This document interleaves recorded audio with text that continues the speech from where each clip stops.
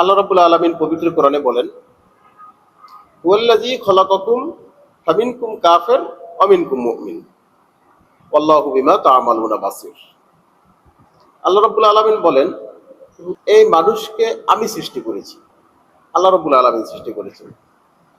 মানুষকে কে সৃষ্টি করেছেন এটা তাফসীর করে বোঝাবার কিছু নাই।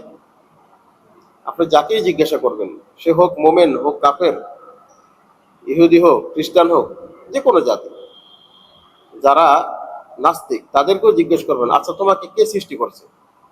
অন্তত এটুকু বলবে যে একজন সৃষ্টি করছেন, ওই একজনই আল্লাহ।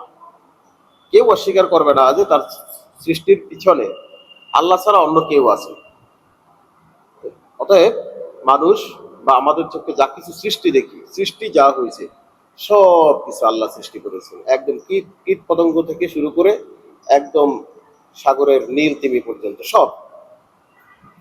তো আল্লাহ বলছে আমি সৃষ্টি করেছি মানুষকে, সৃষ্টি করে দুইটা ভাগ, একটা হলো কাফের আর একটা হলো মুমিন। আল্লাহ কোরআনে বলছেন ফামিনকুম কাফের অমিনকুম মুমিন, হয় কাফের হবে অথবা মুমিন হবে, আল্লাহকে অস্বীকার করবে অথবা আল্লাহকে স্বীকার করবে, দুইটা ভাগ। এরপর আপনি কত ভাগ করবেন সেটা আপনার ব্যাপার, ঠিক আছে?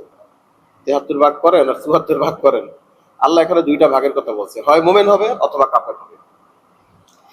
এই মোমেন এবং কাফেররা কে কি করতেছে এর সব খবর আল্লাহ রাখেন।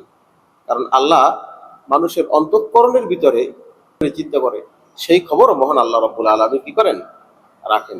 কোনো কিছু লুকাবার, কোনো কিছু আল্লাহর দৃষ্টির অগোচরে কিচ্ছু হয় না, সব কিছু আল্লাহ জানে। একটা গাছের পাতা যখন ঝরে যায় সেটা আল্লাহর হুকুম ছাড়া না, এমনি এমনি যায় না।